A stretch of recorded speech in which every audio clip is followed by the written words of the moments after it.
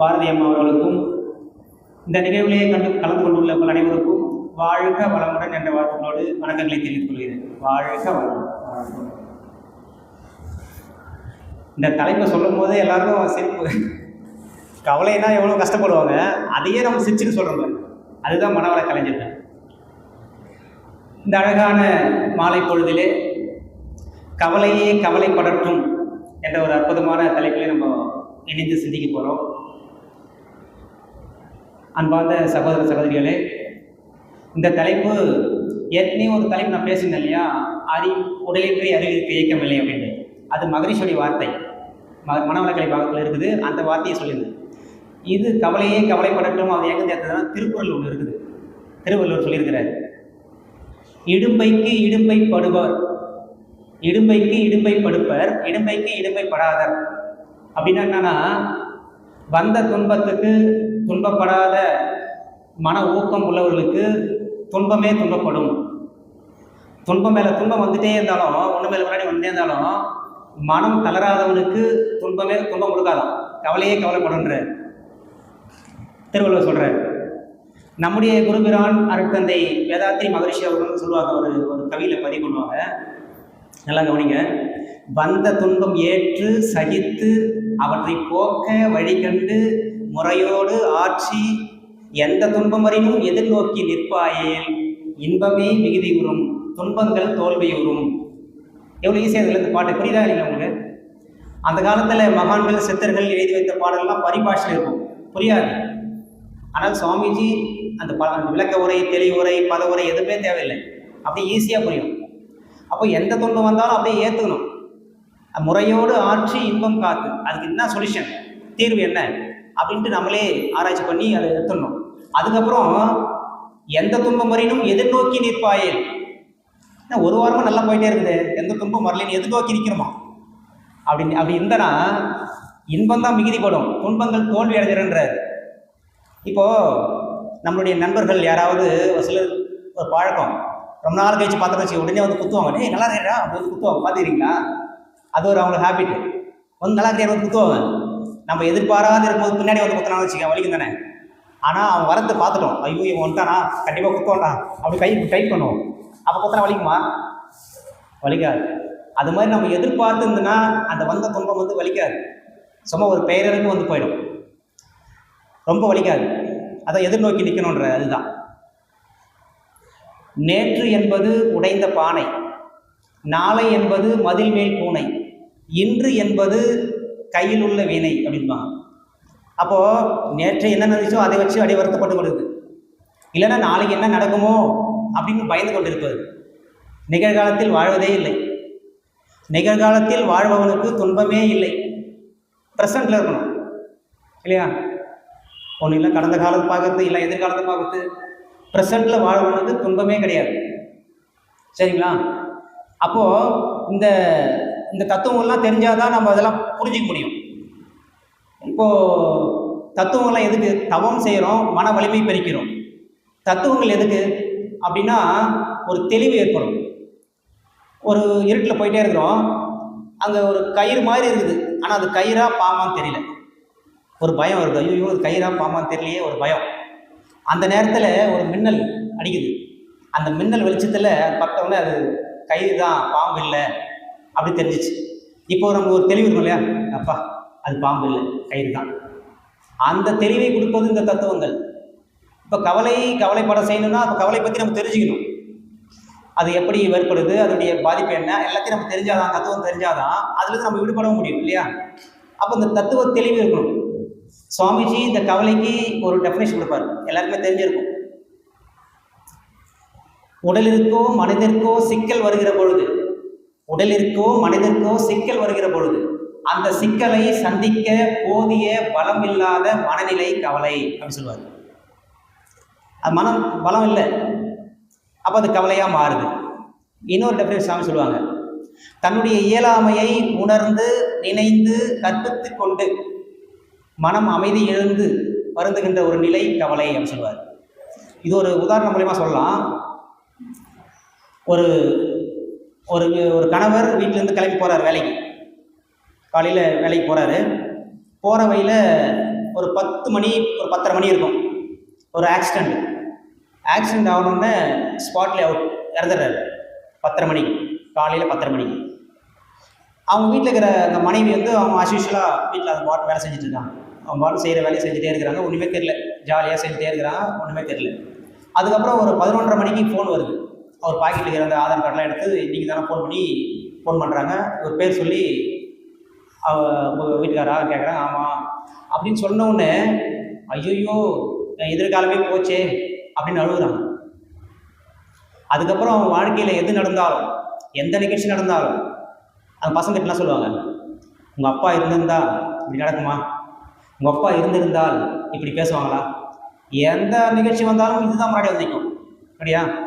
தன்னுடைய இயலாமையை உணர்ந்து, எப்போ உணர்றாங்க? 11:30 மணிக்கு. 10:30 மணிக்கு டெத் ஆகினாங்க, ஆனால் 11:30 தான் அவங்க உணர்றாங்க, மனசு எட்டுது. தன்னுடைய இயலாமையை உணர்ந்து நினைந்து, அப்பப்போ நினச்சி பார்க்குறாங்க.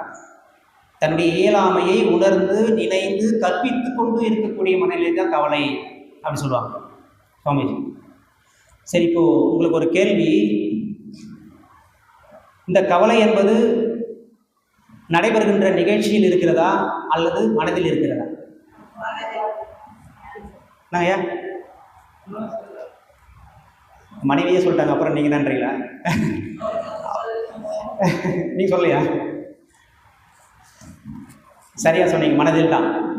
சாமிஜி அதுக்கு ஒரு உதாரணம் சொல்லியிருப்பாருங்க. அந்த உதாரணம் சாமிஜியின் வாழ்க்கையில் நடந்த உதாரணத்தை வச்சே பார்க்கலாம். சுவாமிஜியும் அவங்களுடைய தம்பி தெய்வ சிகாமணியும் நெசவு தொழில் செய்தாங்க கூடுவாஞ்சேரியில். அதுக்கு தேவையான நூல்கள்லாம் வாங்கினதுக்கு சென்னைக்கு போயிருந்தாங்க. சென்னைக்கு போயிட்டு நூல்லாம் வாங்கிட்டு ட்ரெயின் ஏறி வராங்க. வந்து 2 பேரும் ட்ரெயினில் ஏற்றாங்க. நல்லா சந்தோஷமாக காலையில் ஒரு 10 மணிக்கு ட்ரெயின் ஏறுறாங்க. ஒரு 11:30 மணிக்கு இங்கே வந்து இறங்குறாங்க. 10 மணிக்கு அங்கே ட்ரெயின் ஏறுறாங்க, 11:30 மணிக்கு வராங்க. நல்லா சந்தோஷமாக சிரிச்சிட்டே வராங்க, எல்லாம் பேசிட்டு வராங்க. 2 பேரும் ட்ரெயின் நின்ன உடனே கூடுவாஞ்சேரியில் 2 பேரும் இறங்குறாங்க. 2 பேருமே வெறும் கையில் கையில் எதுவும் இல்லை. 2 பேரும் சும்மா வந்து இறங்குறாங்க. அண்ணனை பார்த்து தம்பி கேட்குறாரு, தம்பி பார்த்து அண்ணன் கேட்குறாரு, எங்கே நூல் அப்படி, நூல் கண்டு எங்கே அப்படி கேட்குறாரு. அப்போ இந்த நிகழ்ச்சி என்பது நூல் கண்டு தொலைந்தது. அது எப்போ தொலைஞ்சிச்சு? 10 மணிக்கு தொலைஞ்சிச்சு. இவங்க மனசுக்கு எப்போ எட்டுது? 11:30 மணிக்கு. அப்போ தான் அவங்க மனசுக்கு கவலையாக வருது. ஐயோ, அப்போ அது வரைக்கும் அந்த 11:30 மணி, இந்த 1.5 மணி நேரம் ஆனால் நல்லா சிரிச்சு சந்தோஷமாக வராங்க. அது வரைக்கும் அது மனசுக்கு எட்டலை. அப்போ மனசுக்கு எட்டின பிறகு தான் அது கவலையாக மாறுது. அங்கே 10 மணிக்கு விட்டுட்டு வந்து அப்போ கவலையாக இல்லை, இல்லையா? இது ஒரு உதாரணம். இன்னொரு உதாரணம் பாருங்கள். ஒரு அன்பர் ரொம்ப மனக்கவலையாகுது அப்படின்னு சொல்லிட்டு ஒரு குருவை நோக்கி போகிறார். ஒரு ஆசிரமத்துக்கு போகிறாரு. அந்த ஆசிரமத்தில் குரு இருக்கிறாரு. இந்த குருக்கிட்ட போயிட்டு, குருவே எனக்கு ரொம்ப மனசு கஷ்டமாகுது, ஒரு நாள் இங்கே இருந்துட்டு போட்டோமா அப்படின்னு. சரி, இருந்துட்டு போப்பா, ஒன்றும் பிரச்சனை இல்லை, அது இருக்குப்பார், படுக்கை இருப்பார், பெட் இருப்பார், தலைகாணிக்கு படுத்து தூங்கிட்டு போப்பா அப்படின்றார். இவரும் போய் நல்லா நிம்மதியாக தூங்குறாரு. தூங்கிட்டாரு. காலையில் எழுந்துச்சு. காலையில் பொழுது வெடிஞ்சிச்சு. எழுந்துக்கிறாரு. எழுந்த உடனே அந்த அம்பர்கிட்ட சொல்கிறார், ஒரு அந்த தலைகாணி கொஞ்சம் எடுத்து பாருப்பா அப்படின்றார். அந்த தலைகாணி எடுத்த உடனே விஷ பாம்பு படம் எடுத்து நிற்குது. எப்படி இருக்குங்க அவருக்கு? ஐயோயோ, ஒரு கோடு போட்டிருந்தா என்ன ஆயிருக்கும், இல்லையா? நைட்டு ஃபுல்லாக அந்த பாம்பு இருந்திருக்குது. ஆனால் அவருக்கு மனசுக்கு எட்டலை. அதனால் நிம்மதியாக தூங்குறாரு மனுஷன். காலையில் தெரிஞ்ச உடனே, மனசுக்கு எட்டின உடனே, ஐயோ இது என்ன ஆயிருக்குமோ போட்டிருந்தா, நிம்மதின்னு சொல்லி இவர்கிட்ட வந்தால் ஒரேடியாக மேலே சேர்த்து அனுப்பிச்சுட்டு பழகுது, இல்லையா? அப்போது நடைபெற்ற நிகழ்ச்சியில் கவலை இல்லை, மனதில் தான் கவலை இருக்கு, இல்லைங்களா? அதான் சாமிஜி சொல்லியிருப்பாங்க. அப்போது இந்த கவலை என்பது, சாமிஜி ஒரு கவிதை எழுதியிருப்பாங்க, கவலை என்பது உள்ளத்தின் கொடிய நோயாம் அப்படின்னு சொல்லியிருப்பாரு.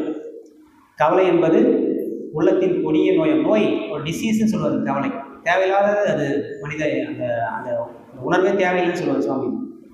அப்போ உடல் மனம் வேறுபாடுனால கவலை வரும். ஒரு ஊருக்கு போகிறோம், இல்லை ஒரு கோயிலுக்கோ எங்கேயோ போகணும் மனசு சொல்லுது, ஆனால் அந்த உடல் ஒத்துழைக்கலை. அப்போ கவலை வரும், வராதா? இல்லைங்களா? இந்த உடல் ஒத்துழைக்கணும். இந்த மனசு என்றதுக்கு உடல் ஒத்துழைச்சாதான் அது கவலை இல்லாமல் இருக்கும். இந்த உடல் மனசு மட்டும் நினச்சா போதுமா, இங்கே போனால் அங்கே போனால் நினைக்குது, ஆனால் உடல் ஒத்துழைக்கலாம், அது கவலையாக மாறிடும், இல்லையா? அப்போ நம்ம சிக்கல் இல்லாமல் வாழணும்னு நினைக்கிறோம். சிக்கல் இல்லாமல் வாழணும்னு நினைக்கிறதே பெரிய சிக்கல் சொல்லுவார் சுவாமிஜி. எப்போ இந்த உடம்புல உயிர் வந்து சிக்கிக்கிச்சோ அப்பயே சிக்கல் வந்துச்சு. அப்போ எப்போ இந்த சிக்கல் போகும் அப்படின்னா, இந்த உடம்புலேருந்து உயிர் எப்போ போகுதோ அப்போ தான் சிக்கல் போகும். அது வரைக்கும் இந்த இதுதான் இருக்கும். சிக்கல் மிகுந்ததே வாழ்க்கை. வாழ்க்கையில் ஃபுல்லாக சிக்கல் தான் இருக்கும். சிக்கல்லே நடைபெறுவது தான் வாழ்க்கை என்பதை புரிந்து கொள்வது தான் சிக்கல் இல்லாமல் வாழ்வதற்கு வழி.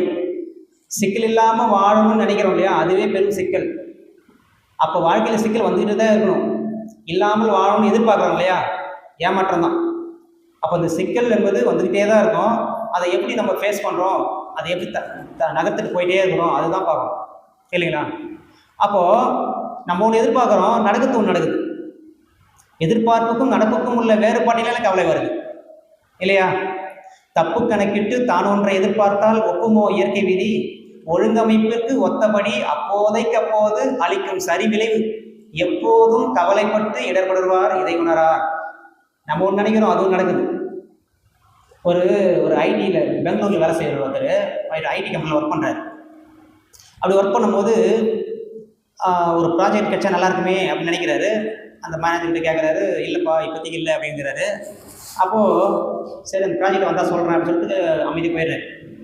ஒரு நாள் அவங்க அம்மா ஃபோன் பண்ணுறாங்க சென்னையிலேருந்து, தம்பி நம்முடைய பாப்பாவுக்கு அவங்களுடைய தங்கச்சிக்கு வரன் செட் ஆகிடுச்சு, இப்போ கல்யாணம் பண்ணி வைக்கணும்பா, ஏதோ ஒரு தேதி சொல்லி இந்த தேதியில் கல்யாணம் ஃபிக்ஸ் பண்ணிட்டோம், நல்ல வரன் கிடச்சிச்சு, அதனால் அந்த டேட்டில் நீ லீவ் போட்டு வந்துருப்பா சென்னைக்கு அப்படின்றாங்க. சரிம்மான்னு சொல்லிட்டு ஃபோனை வச்சுட்டு பாஸ் கூப்பிட்றாரு, அவங்களுடைய மேனேஜர். ரூமுக்குள்ளே போனோடனே, அப்பா நான் அந்த ப்ராஜெக்ட் சொல்லியிருந்தேன்லப்பா. அதான் சார். இல்லையா சார், கிடச்சிச்சுரா, அந்த ப்ராஜெக்ட் நம்மளுக்கு தான், நம்ம தான் பண்ண போகிறோம், அந்த ப்ராஜெக்டை கிடச்சிச்சு, உனக்கு தான், நீ தான் டீம் லீடர் சொல்லிட்டாரு. எந்த தேதி சார்? அந்த கல்யாணம் சொன்னாங்களே தங்கச்சிக்கு, அதே தேதி. என்ன அவங்க கவலை வருமா வராதா? ரொம்ப நாளாக எதிர்பார்த்துருந்தாரு, ஆனால் அதே டேட்டில் அவங்க தங்கச்சி கல்யாணம் ஆகுது. எதிர்பார்ப்புக்கும் நடப்புக்கும் உள்ள வித்தியாசத்தில் கவலை வருது. எதிர்பார்ப்பு எப்போதும் எவரிடமும் ஏமாற்றமே விளைவிக்கும், ஏது மனதில் அமைதி அப்படின்ற மகரிஷி. அப்போ எதிர்பார்ப்புகள் எப்பவுமே அது ஏமாற்றம் தான். ஆனால் நம்ம நினைச்சது நடக்க மாட்டேங்குது. ஆனால் மகான்கள், சித்தர்கள், ஞானிகள் அவங்க நினைச்சதெல்லாம் நடக்குதே. எப்படி அப்படின்னா, அவங்க இந்த இயற்கையை ஒட்டி நினைப்பாங்க, நடக்கத்தான் நினைப்பாங்க.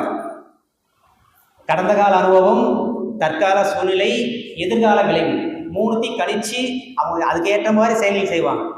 அது நடந்தே தீரும். நம்ம இயற்கைக்கு முரணாக நினைப்போம், நடக்கவே நடக்காது. எண்ணியபடி எண்ணியெல்லாம் ஆகும்னு வரலையா, எண்ணத்தில் உறுதியும் ஒழுங்கும் அமைதியும்.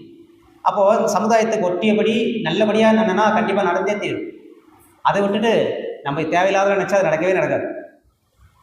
அப்போது இருப்புக்கும் தேவைக்கும் உள்ள வித்தியாசத்தில் கவலை வர சொல்லுவார் சுவாமி. இப்போ ஒரு கல்யாணம் பண்ணுறதுக்கு 2 லட்ச ரூபா தேவைப்படுது, 1 லட்சம் தான் இருக்குது. அப்போ கவலை வருமா வராதா? தேவைக்கும் இருப்புக்கும் உள்ள வேறுபாடுகளில் கவலை வரும். அதுக்கப்புறம் இந்த கவலையை பெருக்கும் மனநிலைகள் அப்படின்னா சாமிஜி 2 விஷயம் சொல்லுவார். கவலையை பெருக்குகின்ற மனநிலை 2 விஷயம். 1 திறமையின்மை, 2 அச்சம். திறமையின்மை என்பது விளைவறிவா மயக்க நிலை, இயற்கை ஒழுங்கமைப்பை அறியாமை, இதுதான் திறமையின்மை.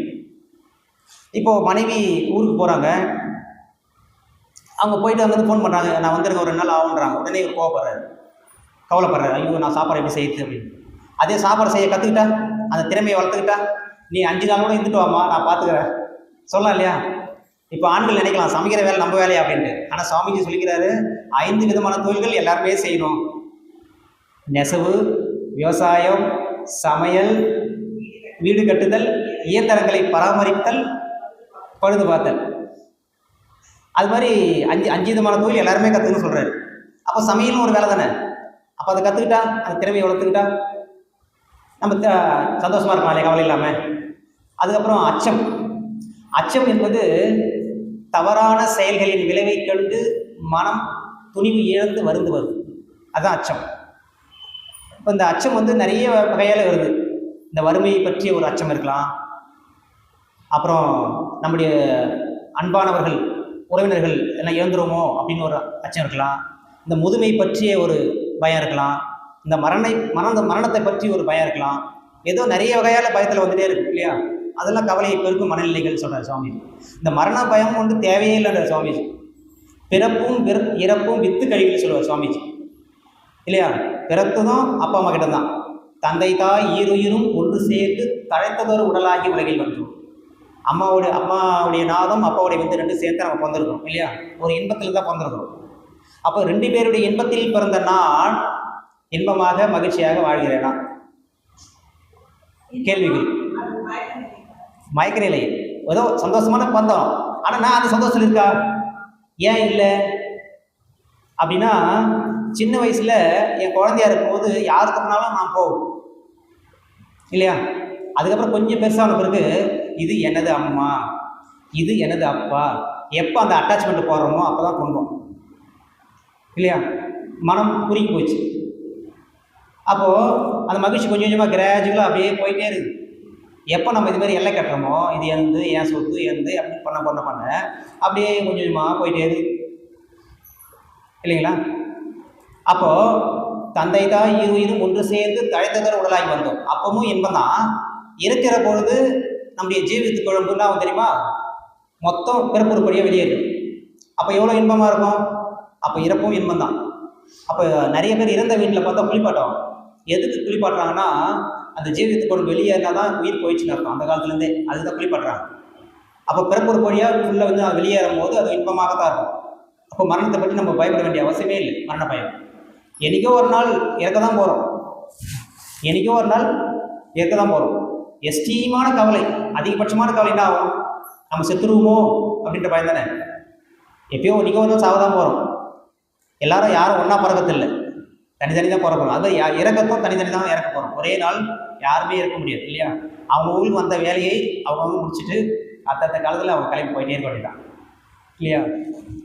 அப்போது கவலை வராமல் காக்கணும்னா தானே சிக்கலை உருவாக்கி கொள்ளக்கூடாது. நிறைய பேர் பார்த்தா அவங்களே சிக்கலை உருவாக்குவாங்க. இந்த குரங்கு பார்த்தீங்கன்னாக்கா இன்னொரு குரங்கு சின்ன பொண்ணாக இருக்கும், இது போய் பிச்சு பெருசாகி கொடுத்துரும். அதுமாதிரி சிக்கலை நாமளே பெருசாகிக்கூடாது. ஒரு சிலர்லாம் அப்படி ரோட்டில் நடந்து போவாங்க, ஏதோ மாட்டு சாணி வச்சுருவாங்க, அது கூட பெரிய கலாட்டம் பண்ணுறவங்க, யார் மாடு இது என்ன இது அது இது கத்துவாங்க. அந்த அப்படியே போய் ஒருத்தன் மாடு காலை வச்சுட்டு இது யார் கண்டுபிடிக்கணும்னு சொல்லிட்டு அந்த மாட்டோடைய சாணியை ஒரு குடுவையில் போட்டு ஒரு ஆராய்ச்சி கொடுத்து அனுப்பிச்சு இது எந்த மாடுன்னு கண்டுபிடிச்சி அவனை ஓனர் கண்டுபிடிச்சி அவனை திட்டுவதை விட என்ன பண்ணுங்க, பல நாள் கழுவாமல் இருந்த செருப்பை இந்த சாணி வாசை போகிற வழக்கு தேய்ச்சி கழுவதற்கு இறைவன் ஒரு வாய்ப்பு கொடுத்துருக்குறா அப்படின்ட்டு கவலை வருமா இல்லைங்களா? அப்போ சிக்கல் சாதாரண சின்ன விஷயத்தை தாமலே பெருசாகக்கூடாது. அதுக்கப்புறம் பிறர் செயலில் தலையிடாது இருத்தல். மற்றவங்க செயலில் நம்ம தலையை மூக்கு நுழைப்போம் இல்லையா?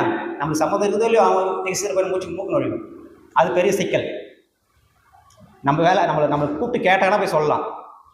ஒரு படத்தில் வடிவேலு ஏதோ ஆட்டோ ஓட்டு போவார். அவங்க முன்னாடி கை காமிச்சி இப்படி போ கை காமிப்பான். அவன் கண்ணை மறைச்சிட்டு அவன் எப்படி ஓட்டுவான், அப்படியே போய் ஆட்டோ கவுந்துடும். அது மாதிரி மற்றவங்க சைடில் தலையிட்டே இருப்பாங்க.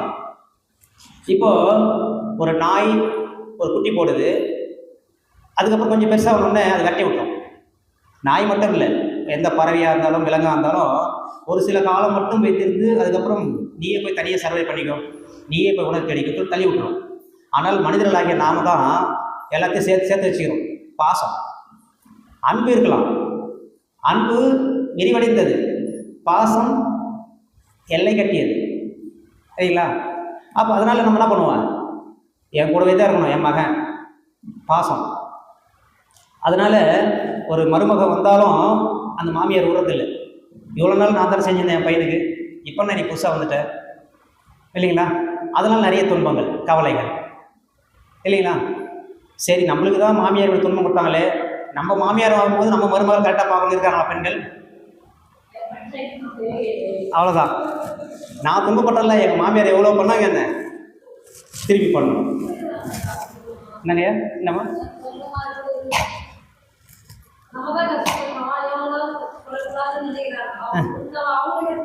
திருப்பி வந்தது. அப்போ பற்று, இந்த பாசமே பற்றுதான் மாறி போகுது. இந்த பற்றற்ற கருணையை பிறப்பறுக்கின்றார் திருவள்ளுவர். பற்றுக பற்றற்றான் அப்பற்றை பற்றுக பற்று விடற்கு அப்படின்ற. பற்றற்றான்னா யாருங்க? இறைவன் தான். அவனுக்கு தான் எந்த பற்றும் கிடையாது இல்லையா? அப்போ அவனை பற்றிக்கணும். இந்த பற்று விடணும்னா இறைவனை பற்றிக்கணும். அப்போ தான் இந்த பற்று விட முடியும். இந்த பற்றை விட்டால் தான் நமக்கு துன்பமே இருக்காது. இந்த பற்றை விடாத வரைக்கும் இந்த உயிருக்கு விமோசனமே கிடையாது அப்படிங்கிறாங்க இல்லைங்களா? அப்போ இந்த பற்றை விட்டுடணும். அப்போது இயற்கை ஒழுங்கமைப்பை நாம் அறியறதில்லை. இயற்கை ஒழுங்கமைப்பு, இந்த இயற்கை எப்படி உருவாயிருக்கு, நம்ம எப்படி மனிதனாக வந்திருக்கிறோம், அந்த சிந்தனையை நம்ம செய்யறதே கிடையாது. ஒரு 3 அடுக்கு சொல்லுவாருங்க சிந்தனை திறனை மேம்படுத்தியது. 1 பிளான் பண்ணணும், திட்டமிடணும். 2 விழிப்பு நிலை. 3 தற்சோதனை. இப்போ ஃபஸ்ட்டு திட்டமிடுதல். வடிவேல் சொல்லுவார் இல்லையா, எந்த ஒரு செயல் பண்ணால் பிளான் பண்ணி பண்ணணும் அப்படின்னு இல்லையா. பிளான் பண்ணுறதுன்றது ஒன்றும் இல்லை, விளைவை கண்டு எண்ணம் சொல் செயல்களை பயன்படுத்துதல். நான் இந்த செயல் செய்தால் இந்த விளைவு வருமா அப்படின்னு கணிச்சிட்டு அதுக்கப்புறம் எண்ணம் சொல் செயலை பயன்படுத்தணும். அதுதான் திட்டமிடுது, பிளான் பண்ணுறது. அப்புறம் விழிப்பு நிலை என்பது தேவை, பழக்கம், சூழ்நிலை இவற்றால் தன்னையோ தான் அடைய வேண்டிய பயனையோ மறவாமல் இருப்பது விழிப்பு நிலை. கான்ஸ்டன்ட் அவேர்னஸ், எப்போதும் விழிப்பு நிலையிலே இருக்கும். இதெல்லாம் சிந்தனை திறனை மேம்படுத்தும். அதுக்கப்புறம் தற்சோதனை. நம்மளுக்கு அகத்தாய்வு பயிற்சி இருக்கு இல்லையா, தினந்தோறும் அகத்தாய்வு பண்ணணும். காலையிலேருந்து இரவு வரைக்கும் படுக்கிறதுலேருந்து நைட்டில் உட்காந்துட்டு ஒரு நோட்டு பென் எடுத்துகிட்டு நம்ம யாரெல்லாம் சந்தித்தோம், என்னென்ன பண்ணோம், நல்ல நிகழ்வாக இருக்குதா அதை உரப்படுத்தி கொண்டு நல்ல பதிவை ஸ்ட்ராங் பண்ணிவிட்டு ஓகே வாழ்க்கை. யாராவது நம்ம மனசை கஷ்டப்படுற மாரி எதனா சொன்னாங்களா, அதை அப்பயே அகத்தாய்வு பண்ணி தூக்கி எறிஞ்சிடணும். அது பண்ணாமல் நம்ம அப்படியே தூங்கிட்டோம்னா அது அப்படியே ஆழ்மனத்தில் போய் பதிஞ்சிட்டு அது கவலையாக மாறிடும். அப்போ தினந்தோறும் நைட்டில் படுக்கும்போது காலையிலிருந்து ஈவினிங் வரைக்கும் என்னென்ன செயல் செய்தோமோ, என்னென்ன பண்ணோமோ திருப்பி ரீகால் பண்ணி அப்படியே அகத்தாய்வு பண்ணணும். நாள்தோறும் செய்தவற்றின் பயனை நீங்கள் நல் உறக்கம் கொள்வதற்கு முன் கணித்துக் கொள்வீர். மீள்வதில்லை போயினவை, எனினும் நீயே மேம்பட்டாய் அனுபவத்தில், அதுவே லாபம் அப்படிங்கிறார் சுவாமிஜி. அப்போ டெய்லியும் என்ன செய்யணுமோ அதெல்லாம் எடுத்து ஆராய்ச்சி பண்ணிகிட்டே இருக்கணும். அகத்தாய்வு என்பது சாதாரண விஷயம் இல்லை. Introspection is nothing but a divine journey towards purification of mind. மன தூய்மையை நாடி செல்லும் ஒரு தெய்வீக பயணமே அகத்தாய்வு. அப்போ தினந்தோறும் இந்த அகத்தாய்வு செய்ய செய்ய செய்ய நமக்கு சிக்கல் கொஞ்சம் கொஞ்சமாக விலகி போகும், கவலையே கவலைப்படும். சரிங்களா? அப்போ இந்த அகத்தாய்வு என்பது தற்சோதனை தினந்தோறும் நம்ம பண்ணிகிட்டே இருக்கணும். அப்போ இந்த இயற்கை ஒழுங்கமைப்பை நம்ம அறியணும். இப்போது ஒரு கையில் சின்ன அடிபட்டுச்சு, ரத்தம் வந்துகிட்டே இருக்குது, வலி தாங்க முடியல. உடனே இயற்கை என்ன பண்ண தெரியுமா, மயக்கத்தை கொடுத்துரும். மயக்கத்துக்கு மயக்கம் போட்டுரும். அந்த வலி தாங்க முடியலையா, இயற்கையே பாருங்கள் எப்படி அப்படியே மயக்கம் கொடுத்து நம்மளுக்கு சாய்ச்சிடும். அப்போது இயற்கை கரெக்டாக தான் பண்ணிக்குது, நம்மளுக்கு தெரியல. அதையும் தாண்டி இன்னும் நிறைய ரத்தம் போயிட்டே இருக்குது, அந்த துன்பம் தாங்க முடியல. இயற்கை மரணம் என்ற பரிசை நமக்கு கொடுத்து நீ நிம்மதியாக போய் வா அமைச்சிடும். இதை நம்ம புரிஞ்சுக்கணும், இந்த இயற்கை ஒழுங்கமைப்பை. இமை கண்ணை காப்பது போல் இறை எவருக்கும் எத்துன்பத்துள்ளும் காவலாக அமைநீதி, எப்போதும் மறத்தல் கோடா, அச்சமில்லை அச்சமில்லை அருட்சுடர் நாம் அப்படின்பாரு. இமை எப்படி கண்ணை காமிக்குது, ஏன்னா ஒரு அவசரம் டக்குன்னு முடிக்குது இல்லையா, அது மாதிரி நம்ம இறைவன் எப்போதும் நம்ம பார்த்துட்டு தான் இருக்கிறான் அப்படின்ற ஒரு நினைவு நம்ம மறந்துடவே கூடாது. இமை கண்ணை காப்பது போல் இறை எவருக்கும் எத்துன்பத்துள்ளும் காவலாக அமைநீதி, எப்போதும் மறத்தல் கூடா, அச்சமில்லை அச்சமில்லை அருட்சுடர் நாம் அப்படின்பார். அப்போ இந்த இயற்கை ஒழுங்கமைப்பை நாம் அறிந்துக நம்ம பார்வையே மாறும், நம்ம துன்பங்கள் நீங்கும், சிக்கல்கள் போகும். கவலை இல்லாமல் இருக்கலாம், ஆனால் சிக்கல் இல்லாமல் இருக்க முடியாது. சிக்கல் வந்துகிட்டே இருக்கும். நம்ம இல்லைனாலும் மற்றவங்க மூலியமாக சிக்கல் வந்துகிட்டே இருக்கும். நம்ம அமைதியாக இருந்தால் கூட மற்றவங்க மூலியமாக சிக்கல் வந்துட்டு தான் இருக்கும். இவர் ரமண மகரிஷி இருக்காங்க, கேள்விப்பட்டிருக்கீங்களா? திருவண்ணாமலை இருந்தார் இல்லையா, ரமண மகரிஷி அந்த மலையில் விருப்பாட்சி குகை அப்படின்னு ஒரு குகை இருக்குது. அதில் தான் எப்போ மௌனம் இருப்பாராம். அப்படி மௌனம் இருக்கும்போது ஒரு நார்த் சைட்லேருந்து ஒரு 2 அன்பர்கள் வந்தாங்க. அப்போது நார்த் சைடில் ஒரு மிளகாய் சாமியார் ஒரு ஃபேமஸான ஆள் இருந்தார். அவர் உடம்பு ஃபுல்லாக பச்சை மிளகாய் வச்சு பூசி வரோம். அங்கே அது ஒரு சாமியார். அதேமாதிரி இங்கே பார்த்துட்டு இவர் மௌனத்தில் இருக்கிறார். மௌனத்தில் இருந்தோன்னா இவர்கிட்ட கேட்குறாங்க, சுவாமி வணக்கம், நாங்கள் நார்த் சைட்லேருந்து வரோம், இந்த மாதிரி எங்கள் ஊரில் ஒரு மிளகாய் சாமியார் ஒருத்தர் இருக்காரு, அது மாதிரி நீங்களும் அந்த மிளகாய் பூசிக்கிறீங்களான்னு கேட்குறாரு. நம்மளை மாதிரி மௌனமாக இருந்தால் எதை சொல்லியிருப்போம். அவர்லாம் உண்மையான மௌனம், மகா மௌனம் இல்லையா, ஞானி இல்லையா, அவர் எதுவும் பேசல, அமைதியாக இருக்கிறாரு. உடனே அந்த 2 பேரும் உங்களுடைய மௌனமே நாங்கள் சம்மதம் என்று எடுத்துக்கொண்டு நல்லா அந்த பச்சை மிளகாவை நல்லா அரைச்சி உடம்பு ஃபுல்லாக பூசிடுறாங்க. அப்படியே அமைதியாக இருக்கிறார் அப்போ ரமண மகரிஷி. அதுக்கப்புறம் ஓகே நீங்கள் உண்மையான சாமியார் தான் அப்படி சர்டிஃபிகேட் கொடுத்துட்டு அவங்க பாட்டு இறங்கி கீழே வந்துட்டாங்க 2 பேரும். அதுக்கப்புறம் கீழே போய் இந்த சீடர்கள் 2 பேர் ஓடியாந்து பார்த்து, ஐயோ சாமி என்ன இது இப்படி பண்ணிட்டாங்களே சொல்லிட்டு உடனே பக்கத்தில் தண்ணியெலாம் எடுத்து ஊற்றி கழுவி, அதுக்கப்புறம் அவர் எதுவும் பேசலை இன்னைக்கு. அவர் கம்முன்னு போயிட்டாங்க. மறுநாள் காலையில் கேட்குறாங்க, சுவாமி பச்சை மிளகா தடவி இருக்காங்க, எவ்வளோ எரிச்சலாக இருந்திருக்கும், நீங்கள் சொல்லக்கூடாதா அப்படின்றாங்க. அவர் சுவாமி சொல்கிறாரு, மகரிஷி ரமணி மகரிஷி, ஃபர்ஸ்ட்டு தடவும் போது கொஞ்சம் எரிச்சலாக தான் இருந்தது, அதுக்கப்புறம் நான் அதிலேயே தியானம் பண்ணேன், அதுவே எனக்கு ஒன்றும் தெரியல அப்படின்னு. அப்போது அவர் அமைதியாக இருந்தால் கூட மற்றவங்களால சிக்கல் வந்து இல்லைங்களா?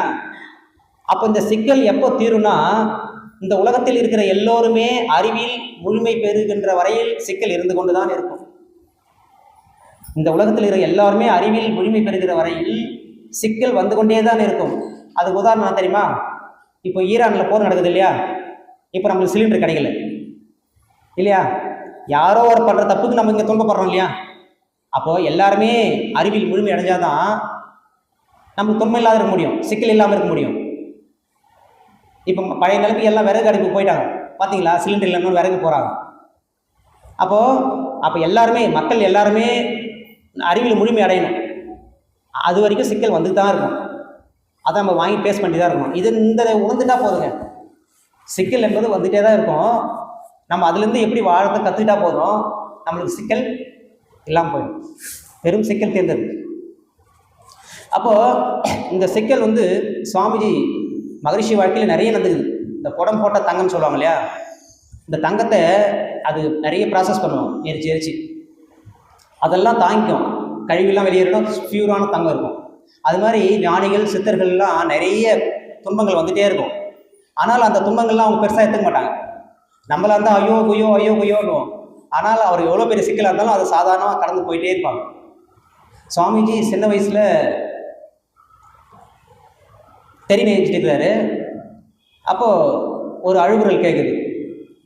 என்னன்னு போய் பார்த்தா அவங்க அம்மா அழுகுறாங்க. நம்ம சாதாரண நம்மளை மாதிரி குழந்தையா இருந்தால் அந்த அம்மா கட்டி பிடிச்சின்னு அழுகுனான்னு தெரியல, அம்மா அழுகுறாங்களேன்ட்டு. இது ஞான குழந்தை அல்லவா?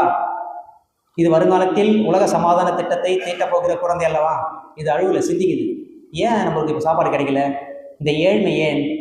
இது செயற்கையா இயற்கையா? இறைவன் யார்? ஏன் இந்த பிரபஞ்சத்தை படைத்தார்? அப்படின்னு நிறைய சிந்திக்குது இல்லைங்களா? அப்போது ஒரு சிக்கல் வந்தாலும் அந்த சிக்கலிலிருந்து எப்படி மீள்வது, அதிலிருந்து நாம் எப்படி காப்பாற்றிக் கொள்வது சிந்திக்கிறார்கள். அப்படி மகரிஷி சிந்திக்கிறார். சிந்தித்து ஒரு பாடல் எழுதிக்கிறாரு. அது ரொம்ப அந்த எண்ணத்துடைய ஆற்றலுக்காக சொல்லுவாங்க அந்த பாடல் நல்லா கவனிங்க. செல்வத்தில் சிறந்திடுவேன், உலகோர் என்னை சிறந்த தத்துவ ஞானி என்று போற்றும் நல்ல பெரும் புகழடைவேன்.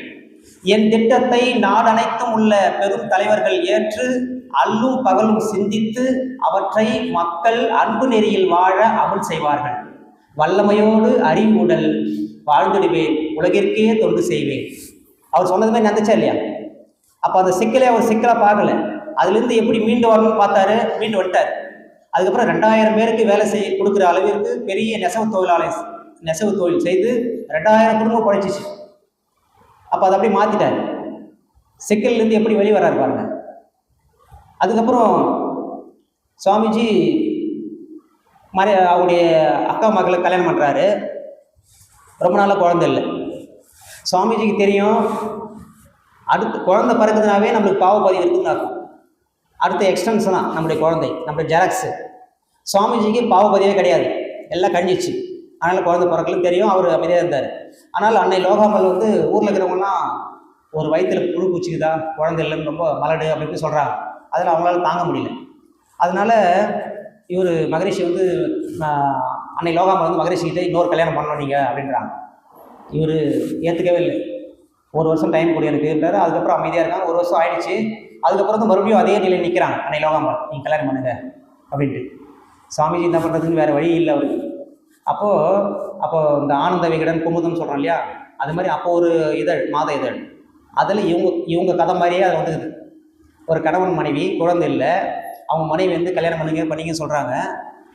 அவங்க ஹஸ்பண்டு கல்யாணம் பண்ணிக்க மாட்டார். அதுக்கப்புறம் அந்த லேடி இருக்காங்க இல்லையா, கடலில் போய் வீந்து தற்கொலை பண்ணி கடல்லேருந்து அப்படியே சடலமாக மிதந்தா அப்படி கதையை முடிச்சிட்டாங்க. அதை எடுத்தாந்து காமிக்கிறாங்க மகரிஷிக்கிட்ட. இது என்ன அர்த்தம்? பிளாக்மெயில் பண்ணுற மாதிரி தானே. இப்படி சொன்னோன்னு அவர் என்ன பண்ணுவார்? ஒன்றையும் புரியல அவருக்கு. சரி இயற்கை ஏதோ பண்ணிட்டோம் அப்படின்ட்டு எல்லா ஏற்பாடும் அன்னை லோகமலே பண்ணிட்டாங்க. லக்ஷ்மி அம்மாவை சொந்தக்காரன் தான், அவங்க கூப்பிட்டாந்து அவங்க கல்யாணம் பண்ணுறது எல்லா ஏற்பாடும் பண்ணிட்டாங்க. அப்போ ஊரில் இருக்கிறவங்க எல்லாம் வந்து பார்க்குறாங்க. அப்போ முதல் மனைவி தான் தாலி எடுத்து கொடுக்கணும். அப்போ தாலி எடுத்து கொடுக்கும்போது அழுவாங்க. அதை பார்க்கறதுக்காக ஜனங்க நிறைய பேர் போவாங்க. அப்போ அழுகிறவங்கள பார்க்கலான்னு சொன்னால் அன்னை லோகாம்பாள் அழுவவே இல்லை. மனது தைரிய பார்த்துட்டு அன்னை லோகாம்பாள் அழுவவே இல்லை, மகரிஷி தான் அழுவாராம். அன்னை லோகாம்பாள் அழுவவே இல்லை, தைரியமாக எடுத்து கொடுக்குறேன், நீ கட்டு நான் பார்த்துக்கிறேன் அப்படின்ற மாதிரி, எங்களுக்குள்ளே சண்டை வராது நான் பார்த்துக்கிறேன் அப்படின்னு கொடுக்குறாங்கன்னா. அப்புறம் ஒரு தாலி கட்டார். அப்படி கட்டிட்டு பிறகு கூட 2 பேர் இருக்கிற வாழ்க்கை ரொம்ப ஒரு 2 பக்கம் முன்வேலி இருக்கணும், நடுப்பு நடந்து போகிற மாதிரி வாழ்க்கையை சொல்லுவார். ஏன்னா இப்போ முதல் மனைவி பற்றி எதனா பேசுனா 2வது மனைவி கோபம் வந்துடும். என்ன அப்படின்னு, என்ன இருந்தாலும் ஃபஸ்ட்டு மனைவி தான். 2வது மனைவி பற்றி எதனா சொன்னீங்கன்னா முதல் மனைவிக்கு என்ன இருந்தாலும் இப்போ வந்ததா அப்படின்னு ஒரு இது வந்துடும் இல்லையா. அதனால் சாப்பிட்டே இருக்கும்போறான், இப்படி தின்னு பார்த்து கூட சாப்பிட்டீங்களா கேட்க மாட்டான். சாப்பிட்டீங்களா அப்படின்னு கேட்பாரான். இப்படி பார்த்தா யாரை பார்த்து கேட்குறது? சாப்பிட்டீங்களா? எப்படி வாழ்ந்துருக்காரு பாருங்க. மகரிஷியுடைய வாழ்க்கை அனுபவங்கள் தான் அந்த மனவளக்கலை. ஒவ்வொன்றும் அப்படியே the great man learn the right lesson even from the wrong events அப்படின்வாங்க. ஒரு சிந்தனையாளன் ஒரு தவறான செயல் செய்தாலும் அதுலேருந்து ஒரு பாடத்தை கற்றுக்கணும் இல்லையா. அது மாதிரி எவ்வளோ பாடம் அந்த வாழ்க்கையிலேருந்து பாடம் கற்று நம்மளுக்கு ஒரு பாடமாக கொடுக்குறாரு மனவளக்கலை. அவ்வளோ சிறப்பு. அப்போது இந்த வாழ்க்கையில் அவர் நிறைய சிக்கலை வந்து அனுபவிச்சுக்கிறார் வாழ்க்கையில். அப்போ இந்த பிரம்மஞானம் ஒரு பயிற்சி ஆழியார் கொடுப்பாங்க இல்லையா, அதுக்கு எவ்வளோ எதிர்ப்பு தெரியுமா? நிறைய பேர் போயிட்டு நீங்கள் எப்படி பிரம்மஞானம் கொடுக்கலாம், எந்த ஜாதி மதம் பார்க்காம நீ எல்லாருமே கொடுக்குறீங்களாமே பிரம்மஞானம் போய் கேட்குறாங்க. அப்போ சாமி சொன்னாராம், யார் யாருக்கெல்லாம் உடம்புல உயிர் இருக்குதோ அவங்களுக்கெல்லாம் பிரம்மஞானம் அவங்களுடைய கடமை, அவங்களுடைய உரிமை. ஏன்னா நம்ம வந்த கதை நம்முடைய வரலாறு தானே. எல்லாம் வல்ல அந்த பரம்பொருள் பஞ்சபூதங்களாகி ஓரறிவு, 2 அறிவு, 3 அறிவு, 4 அறிவு, 5 அறிவு ஆகி அதுலேருந்து 6வது அறிவு நாம் வந்திருக்கிறோம். அப்போ இந்த இயற்கையை நாம் உணர்ந்துக்கிறோம், நான் யாருன்னு உணர்ந்துக்கிறோம். அது நம்முடைய வரலாறு பற்றி தெரிஞ்சுக்கிறதுக்கு எல்லாருக்குமே உரிமை இருக்குன்னு சொல்லிட்டாராம். கப்சிக்கு வாங்கி மூடி போயிட்டான். அப்போது அவருக்கு எவ்வளோ ப்ரெஷர் இருந்திருக்கும், அவருக்கு எவ்வளோ அழுத்தம் வந்துருக்கும், இப்படி பண்ணுறீங்களான்னு சொல்லிட்டு எவ்வளோ மேலேருந்துலாம் வரும். அப்போ அவர் அதெல்லாம் பெருசாக எடுத்துக்கல, சிக்கல் இது கடந்து போயிட்டேன்ட்டார். எந்த சிக்கலையுமே அவர் பெருசாக எடுத்துக்கல. இப்போ வந்து ஒரு நாகேஷ் இருக்கார் இல்லையா, ஒரு படத்தில் சொல்லியிருப்பார், ஒரு கல் எடுத்துகிட்டு வந்து இந்த கல் எட்ட வச்சிங்கன்னா சின்னதாக தெரியும், அதே கல் கெட்ட வச்சு கண் கிட்ட வச்சிங்கன்னா கண் பெருசாக தெரியும் அந்த கல். அதேமாதிரி தான் சிக்கலும், நம்ம பக்கத்தில் தான் வச்சிங்கன்னா அது பெருசாக தெரியும், எட்ட வச்சிங்கன்னா அது சின்னதாக தெரியும் சொல்லுவார் நாகேஷ் ஒரு படத்தில். அது மாதிரி ஒரு ஞானிகிட்ட போயிட்டு ஒரு நண்பர் கேட்குறாரு, ஐயா எனக்கு ரொம்ப கவலையாக இருக்குது, அது என்ன பண்ணுறதுன்னு தெரியல அப்படின்னு கேட்குறாரு. அதுக்கு அந்த ஞானி ஒரு டம்ளரில் உப்பு கலந்துட்டு குடிப்பான்றார். குடிக்கிறாரு, வாயிலே குடிக்கலாம், ஐயோ ஒரே கசப்பு அப்படிங்கிறாரு. சரி இந்த தண்ணி இருக்கு இல்லையா, இதை எடுத்து போய் அந்த ஆற்றுல ஊற்றிட்டு ஒரு டம்ளர் கொண்டு வான்றார். அந்த ஆற்றுல ஊற்றிட்டு ஒரு டம்ளர் அங்கே கொண்டு வர, இப்போ குடிக்கிறார். இப்போ எப்படி குடிக்க முடியுது? நீ இந்த டம்ளர் அளவுக்கு சுருங்கி இருக்கும்போது அது பெருசாக தெரியுது, நீ 6 அளவுக்கு நல்லா விரிந்த பிறகு அது பெருசாக தெரியல உப்பு. அது மாதிரி இந்த சிக்கலை முந்திட்டு பார்க்க நல்லா விரிஞ்சு மனதில் நல்லா இரு அப்படின்னு சொல்லுவார். ஒரு மூங்கில் கணு இருக்கு இல்லையா, மூங்கில் நல்லா வந்துகிட்டே வரும், அந்த கணு இருக்கு இல்லையா, அந்த கணு வரும்போது கொஞ்சம் வளர்ச்சி தடைப்படும், அதுக்கப்புறம் கொஞ்சம் நேரம் வேகமாக வளரும், அப்புறம் அந்த கணு வளரும்போது கொஞ்சம் வளர்ச்சி கம்மி பண்ணும். அப்போ அந்த மூங்கில் நினைக்குமா, என்னடா இது இந்த கணு வரும்போதெல்லாம் வளர்ச்சி தடைப்படுது அப்படின்னு கஷ்டப்படுவான். அதுக்கப்புறம் அப்படியே பெருசாக வந்துடும். அதுக்கப்புறம் ஒரு பெரிய புயல் காற்றோ ஒரு பெரிய காற்று அடிக்கும்போது அந்த கணுக்கள் தான் ஸ்ட்ராங்கு, காற்று அடித்தாலும் உடையாது மூங்கில், அந்த கணு தான் ஸ்ட்ராங். அது மாதிரி நம்ம வாழ்க்கையில் ஒரு சின்ன சிக்கல் வரும், என்னடா சிக்கல் நினைப்போம், அதுக்கப்புறம் நல்லா ஸ்மூத்தாக போகும், சிக்கல் வரும் அந்த கணு மாதிரி. அப்போ நம்ம வாழ்க்கையில் பெரிய சிக்கல் வரும்போது நம்ம உடைந்து கீழே வீழாமல் இருப்பதற்கு அந்த சின்ன சின்ன சிக்கல் தான் நமக்கு உறுதுணையாக இருக்கும். சரிங்களா? இப்போ ஒரு நெயலில் இருக்கும் இல்லையா, வெயிலோட அருமை எப்போ தெரியும்? நெயலோட அருமை எப்போ தெரியும்? வெயில் தான் தெரியும், ஐயோ அது நல்லா இருக்கே அப்படின்ட்டு.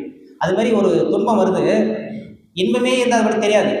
ஒரு துன்பத்தை நம்ம அனுபவிச்சுட்டு இருக்கு, அதுக்கப்புறம் ஒரு இன்பம் வச்சு வச்சுக்கோங்க, அது முழுமையாக அனுபவிப்போம். எப்போ அந்த துன்பத்துலேருந்து இப்போ வேலைக்கு வந்து ஒரு இன்பம் கிடைக்குதுடா, முழுசாக அனுபவிப்போம். அது மாதிரி இல்லைங்களா?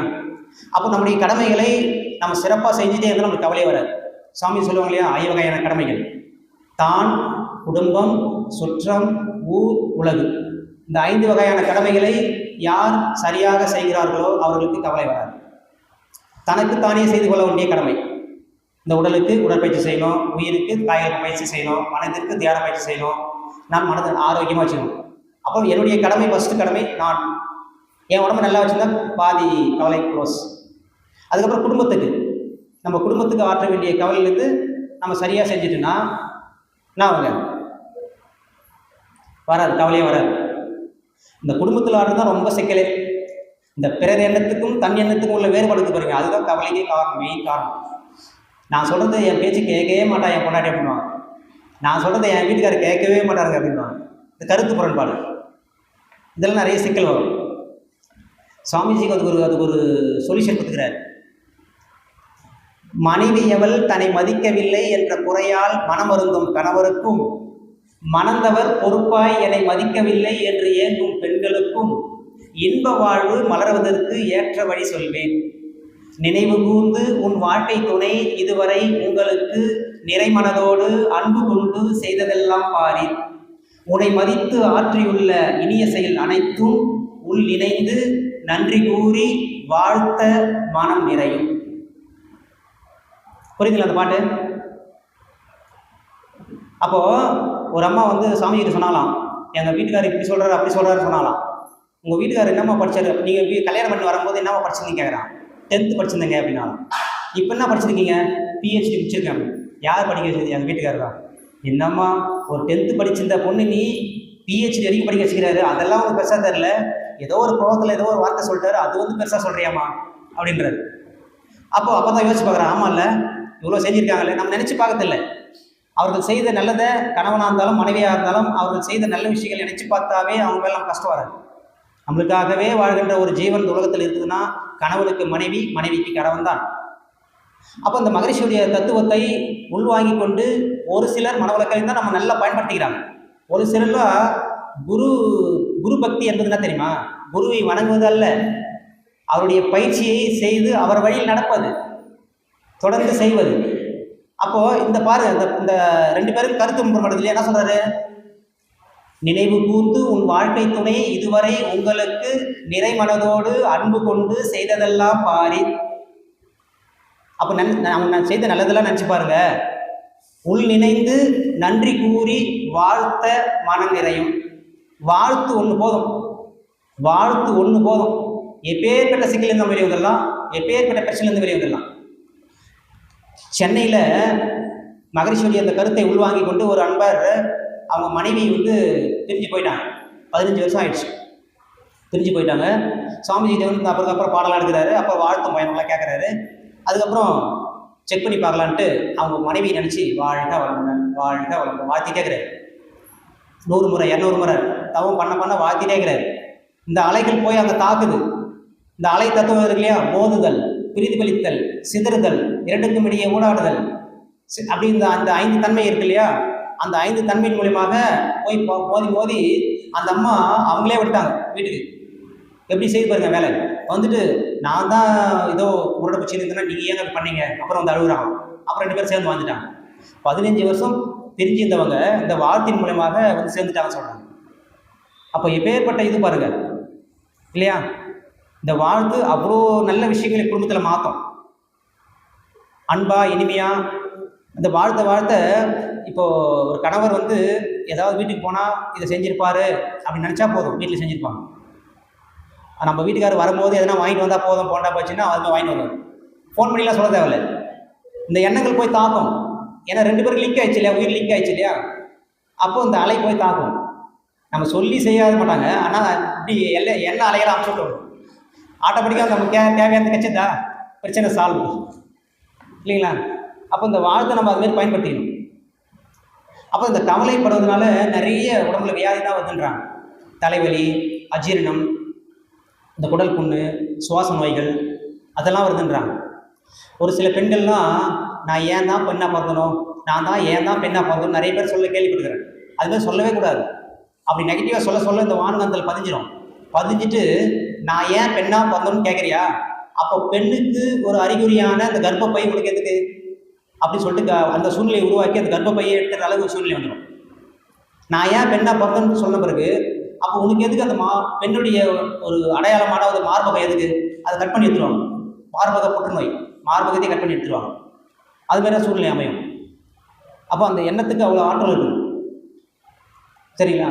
அப்போ அந்த கவலை இருக்கும்போது நம்ம சிந்திக்கவே முடியாது. இப்போது இவர் மாவீரன் அலெக்சாண்டர் இருக்கார் இல்லையா, அவரை ஒரு ஜெயிலில் பிடிச்சி போட்டான், அந்த காலத்தில் போட்டான். அப்போ போட்ட பிறகு ஜெயிலுக்குள்ள இருக்கிறாரு. அவருடைய உதவியாளர் ஏதோ ஒரு புத்தகம் கொடுக்குற மாதிரி உள்ளே போய் சும்மா ஒரு கூட ஒரு போய் உள்ளே போய் கொடுத்துட்டு வந்துட்டார். அது ஒன்றுமே பார்க்கல, அந்த புக்கெல்லாம் பார்க்கல அவர். அதுக்கப்புறம் இந்த ஜெயிலுக்குள்ளே செத்துருவார் அலெக்சாண்டர். செத்துட்டு பிறகு அதுக்கப்புறம் அவருடைய உடைமைகளை எடுத்து பார்க்கும்போது அது அவர் கொடுத்தார் இல்லையா ஒரு புக்கு, அதுக்குள்ளே அந்த சிறையிலேருந்து எப்படி தப்பிப்பது அப்படின்ற வரைபடம் உள்ளதுதான். அந்த கவலையினால் அவரால் பார்க்க முடியல, சிந்திக்க முடியல. அது பார்த்துருந்தாருன்னா அது தப்பிச்சு போயிருக்கலாம் இல்லையா. அன்னைக்கு கவலையினால் சிந்திக்க முடியல இல்லையா. அப்போ அந்த கவலை என்பது ஒரு நோயின்ற சாமிஜி, டிசீஸ்.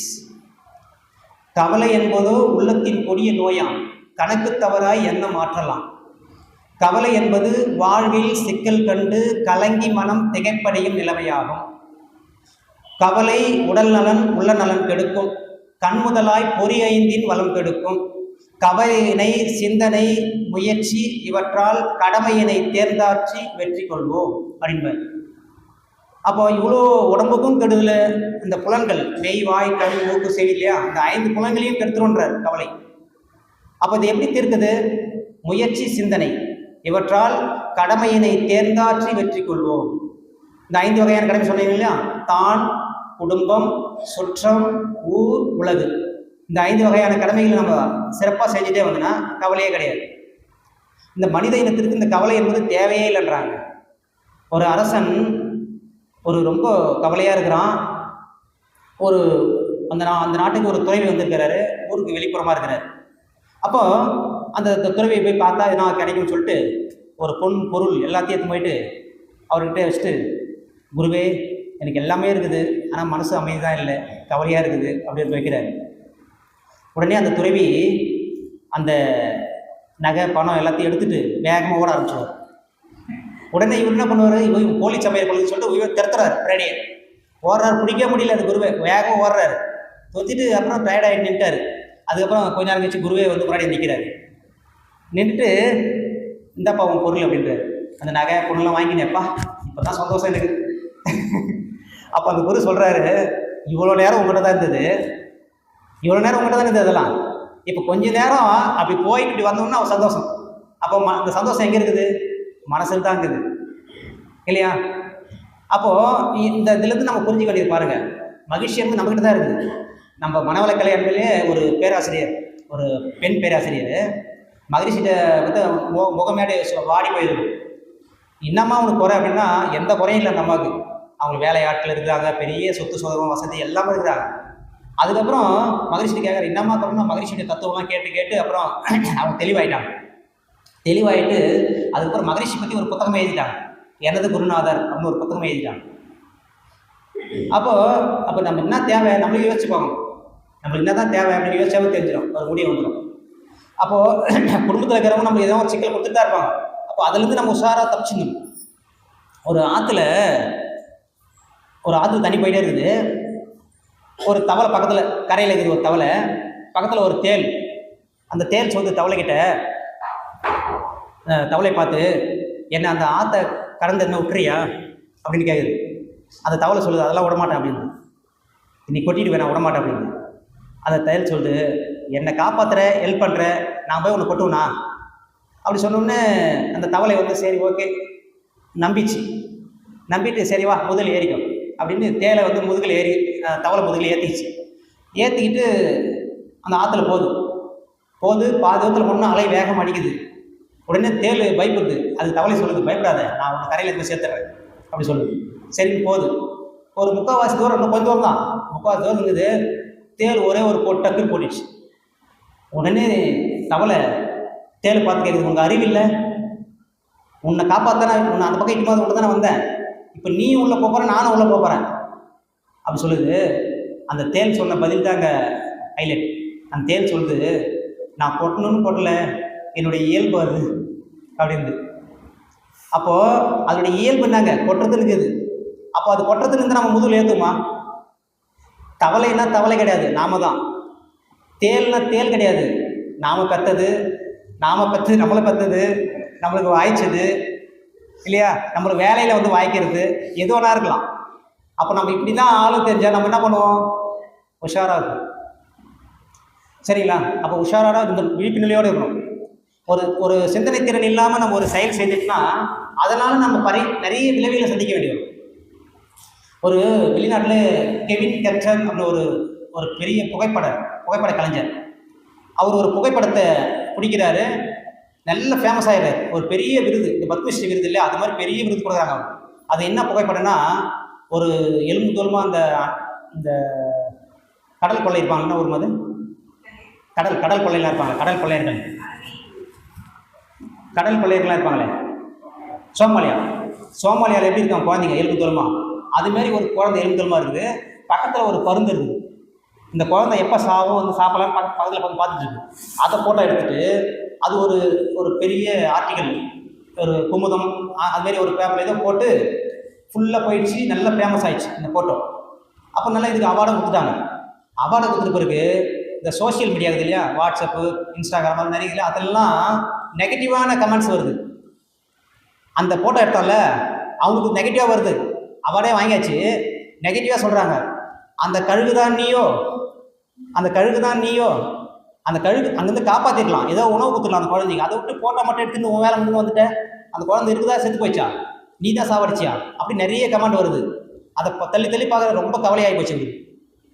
ஒரு சின்ன விஷயம் அதை பண்ணதுனால ரொம்ப கவலையாகிட்டு போய் சூசைட் பண்ணினார். இது நடந்த உண்மை. அப்போது சிந்திக்காமல் ஒரு செயல் செஞ்சால் உயிரே போது பாருங்க. அந்த கமெண்ட்ஸ் பார்த்து ரொம்ப கவலையாகிட்டார். அப்போ நம்ம ஒவ்வொரு செயலையும் செய்யும்போது விழிப்பு நிலையோடு செய்யணும். இது மற்றவங்களுக்கும் துன்பம் வரக்கூடாது, நம்மளுக்கும் துன்பம் வரக்கூடாது, இன்றைக்கும் துன்பம் வரக்கூடாது, நாளைக்கும் துன்பம் வரக்கூடாது, இல்லைங்களா? அப்போது தனக்கோ பிறருக்கோ தற்காலத்திலோ பிற்காலத்திலோ உடலுக்கோ மனதிற்கோ துன்பம் தராத செயல்களையே நம்ம செய்யணும். விழிப்பு நிலையோடு இருக்கணும். அப்படி செய்ய நம்ம இன்பமான வாழ்க்கை தான். அப்போது இந்த சிக்கல் என்பது வாழ்க்கையில் இருந்துகிட்டே தான் இருக்கும். கவலை இல்லாமல் கூட வாழலாம், ஆனால் சிக்கல் இல்லாமல் வாழவே முடியாது. அப்போ இந்த சிக்கல்களை எல்லாம் நம்ம தீர்த்துட்டு அமைதியோடு வாழணும் அப்படின்னா, இந்த சிக்கல் மிகுந்தது தான் வாழ்க்கை, சிக்கலுக்குள்ளே தான் வாழ்க்கையே நடைபெறுது அப்படின்னு நம்ம தெரிஞ்சுக்கிட்டு, அப்போ இந்த துன்பத்தை நம்ம எதிர்நோக்கி நிற்கணும். அப்படி நிற்கும் போது நம்ம சிக்கலை ஒன்றா கலைஞ்சிட்டு அடுத்தடுத்து நம்ம போயிட்டே இருக்கோம். நம்ம கவலை இல்லாமல் மகிழ்ச்சியாக மனநிறைவாக வாழலாம் அப்படி என்று சொல்லிக்கொண்டு இந்த அளவிலே சிந்தனை உரையை நிறைவு செய்கிறேன். வாழ்க வளமுடன்.